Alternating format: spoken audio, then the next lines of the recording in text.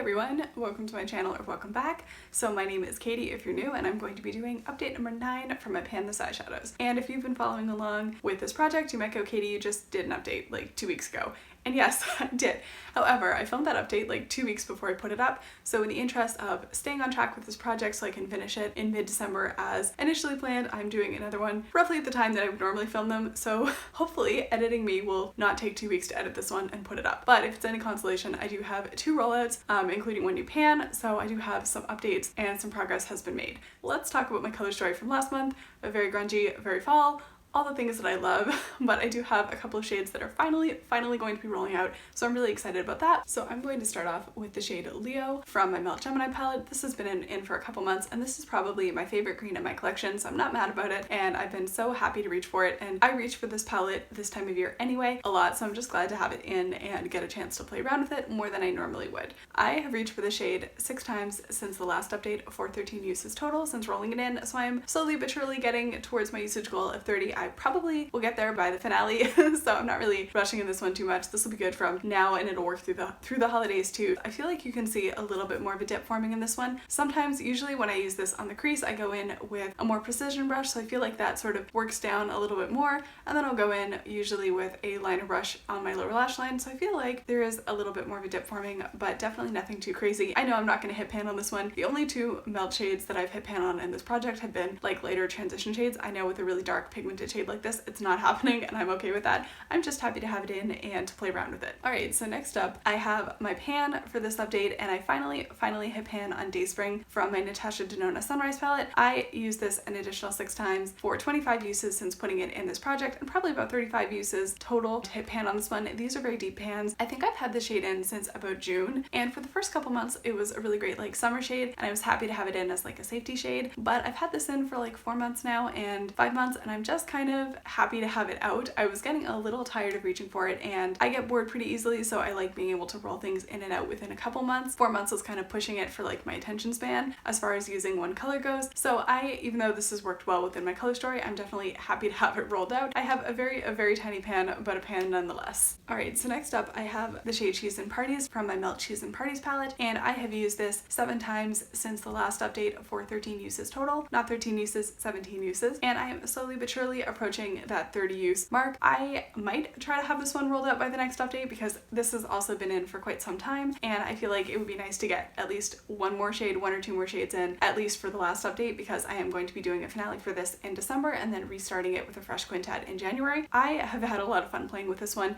It's really nice for just like deepening up the outer corner of a look, or like going in along the lower lash line, because it's not a super metallic shimmer. It's more of like it's a little bit more intense than a satin, but it's more of like an old school style shimmer, but very easy to work with. I did use this as an all over lid shade once as like one shadowed look in a day where I was in a hurry but still kind of wanted to have something on, so I packed this all over the lid and then blended it up into the crease, and I find that when you do that, you blend away a lot of the burgundy and the blackened base kind of remains. I've also found that you can kind of shear this out a little bit. If you blend it out, it will definitely tone it down a little bit, so I've been kind of playing with that, and I've definitely had some fun with it, so I am definitely going to be reaching for this more. I don't know if reaching for this 13 times in the next month is like a reasonable goal, but I might try to get to like at least 10 or so. We will see how things go this month. So next up I have the shade Chai from my ABH Carly Bible palette. I rolled this in last month, and I've used it 8 times since the last update. Now I was kind of hoping that I might be able to pan this one by now, but I did decide to focus on the other shade in my quintet that I haven't talked about yet, Mochi, to try to roll that out because I was close to my usage goal, and I figured this one could wait. I do have a little bit more of a dip forming in this one, but nothing too crazy. Having said that, I know that these pans are very shallow and the formula is quite powdery, so I don't think it'll take me too long, and I think that I should be able to have this panned by the next update, so I know I'll have like hopefully at least 1 rollout before the end of this project. Hopefully 2 if I can maybe like put in some work on Cheese and Parties. But yeah, this is like a great like warm tone transition shade, so I think I'll be reaching for this one quite a bit over the next couple of weeks, and then I'm pretty hopeful that I can get to pan. I think looking at this one, I feel like I am maybe halfway there, maybe a little bit under halfway, a third of the way, so I feel like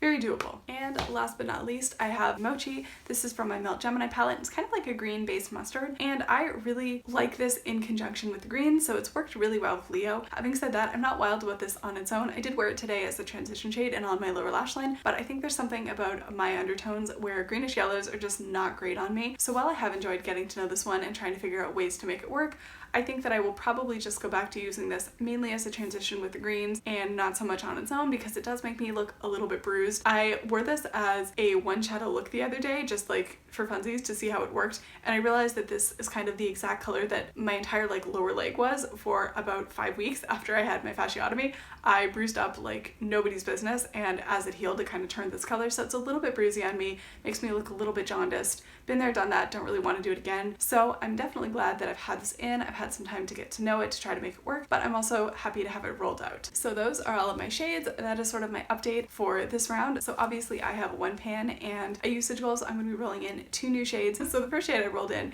was the shade Stranger from my ColourPop Stone Cold Fox palette. This has the most number of pans of anything in my collection, so I figured with that and the fact that I have an Excel spreadsheet with one slot for every single one of my eyeshadows, so I figured it wouldn't take too long before this popped up in this project, and it happened. So I rolled in the shade Stranger, which is sort of like a really light sort of pinky mauvey shade, and so it's this one right here. Now I have heard about ColourPop shadows and how hard they are to hit pan. I think this will be a fairly easy transition shade for a lot of different looks, especially as things cool down and I maybe start getting more into cool tones. So I definitely foresee myself getting a lot of use on this, but we will just sort of see how it goes. I don't expect to hit pan on this very easily. I know ColourPop shadows are fairly tightly packed, and I've heard that the pans are fairly deep from what I've seen through watching other people have them in their projects, so we will see how this one goes. Having said that, I do think the formula on some of these is a little bit powderier than others. I think this might be one of the powderier ones, so we will see how it goes, but I'm just glad to have like an easy sort of transition shade in, and it's always nice to have one of those in just to take a little bit of the pressure off. So the second shade that I rolled in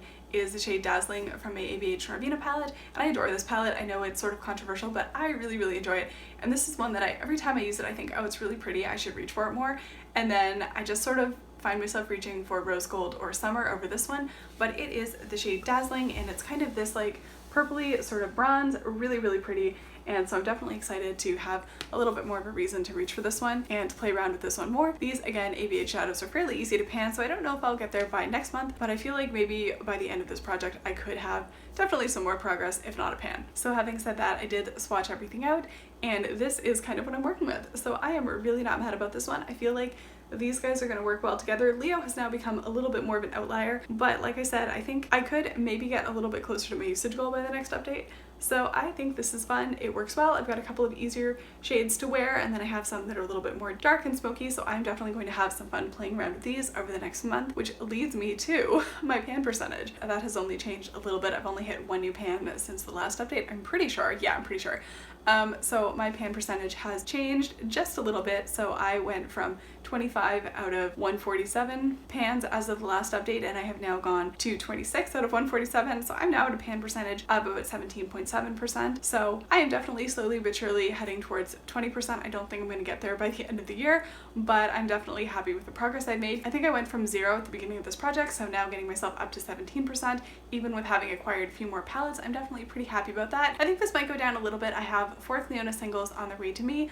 Those will not be eligible for this project, but they will be counting towards my pan percentage, so things might shift a little bit between now and the next update, but hopefully if I have a couple new pans, that won't be too much of a shift. Yeah, I'm not really too bothered about it. I just kind of like having that as a metric. So let's move on to the eyeshadow looks, because I did remember to take quite a few photographs this month. I just felt like so inspired by my color story. It was really fun to work with. So I had a lot of fun when I went home for Thanksgiving, because I took my Gemini palette and my little Pat McGrath Mini Sublime, and so this I used Mochi as the transition shade and along the lower lash line, and then I used Polka Dot and Cupcake to deepen it up a little bit, and then I used the shade Corruption from the Pat McGrath Mini Sublime all over the lid. It's like a red to bronze kind of shift. I think there is some green in there, but you can't really see that, at least on my eyelids. You can see it sort of on my finger, but anyway, really fun sort of smoky look. I love Corruption and really need to reach for it more, and now is the time of year if there's any time of the year. Next up, I had a really fun sort of green look. So I went in with Mochi as the transition shade, Leo on the crease, and then I used the shade Goals from the Gemini palette as my all over lid shade, and then I just used Mochi and Leo as my lower lash line.